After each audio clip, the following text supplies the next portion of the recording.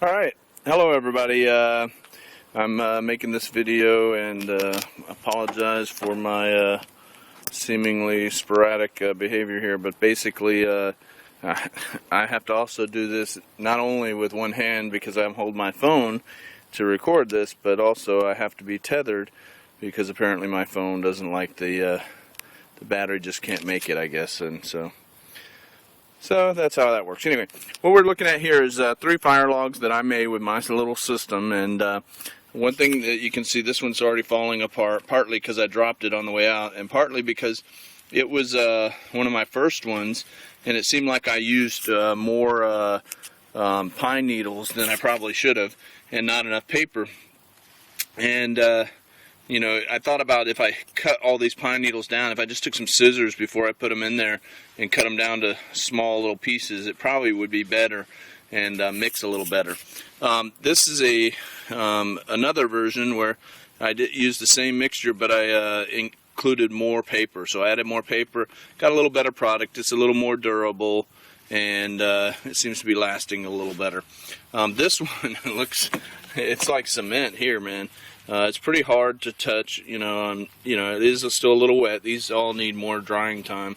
But what I did here was when I realized that the more paper and the stuff wasn't really working as well, I added a little bit of wood ash from my fireplace, and that gave it a lot more frame. Now, how it's going to burn, I'm a little concerned about that because, you know, I mean, it does have ash in it, but I think it'll still burn okay. So I'm looking forward to my test drive of that sometime in the near future. But that's what I did. You can even see pieces of charcoal already used in there, little pieces. So it has a little more wood content perhaps and a little better form. So I kind of like that. I'll probably do that again in the future. To go with my rig and show you how I made them, I don't have any of the material made up right now, so I can't actually show you me making it, but I will explain. When you make the material, you should be able to squeeze it in your hand, and it should kind of stick in some kind of form just like that. If not, it's probably not the right consistency yet, and you probably want to work on it a bit. So I'm going to go ahead and show you some of the pieces of my my little system here. And first thing, you need I got a 3/4 inch PVC pipe. I drilled a bunch of holes in it all the way around so water can escape.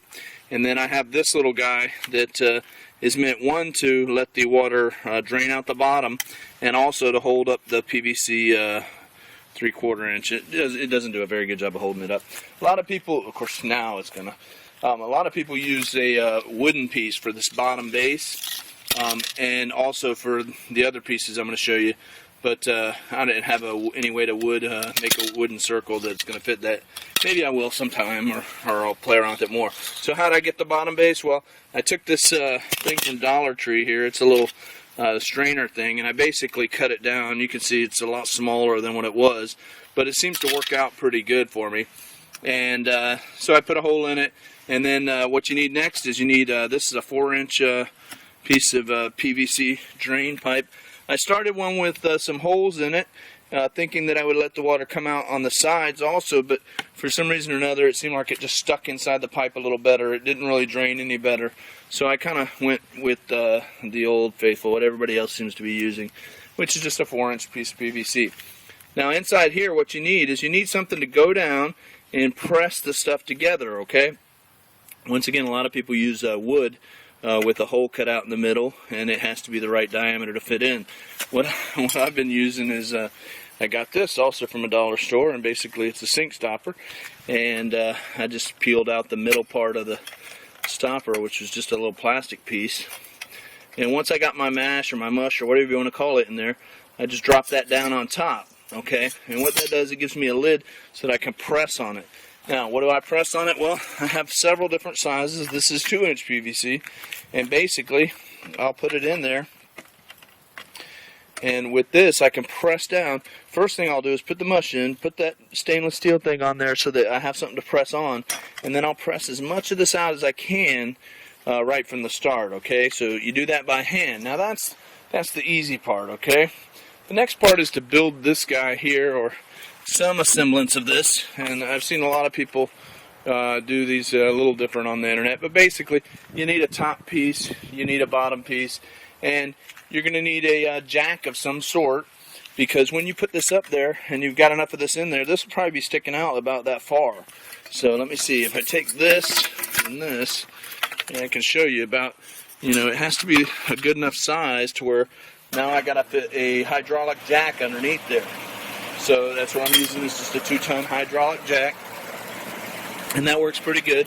I keep lots of little extra pieces of wood, and these help me to brace it up, or add a little more compression.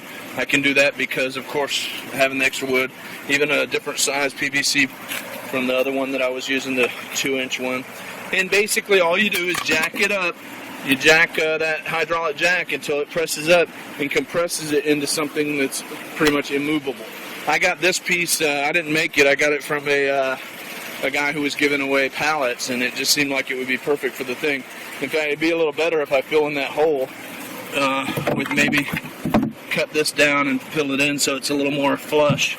Same thing on the top. I already have one in there. But basically that's all there is to it. So you have to have some way to compress it enough to where you can compact that to where it'll hold. Once it's compacted and the top is down, so you'll pull it out like this, then the next thing you're going to do is usually try to push down this middle one and pull up on the outer one so that you can push the completed product out of it. Sometimes you have to put it on an edge, like the edge of your step, so that when you push that pipe through, you can push your stuff all the way out the bottom there. And that's kind of how I made it. It's not a perfect system, but it's definitely, and I found a wooden mallet helps out a lot here and there. So that's kind of how I did it. And like I said, the end result was these fire logs here. I'll look forward to reporting back to you on whether these ones with the without the ash burn quicker or burn better than this one with the ash, because otherwise I would recommend putting a little potash in there, because like I said, it gives you a much nicer looking log. I think it's probably going to take a little longer to dry, but I'm not really gauging drying time, so that's kind of how that's going. If you have any questions, I guess just post them and I'll try to get back to you. All right? Thanks. It's been a pleasure. My name is Mark, and I wish you the best of luck.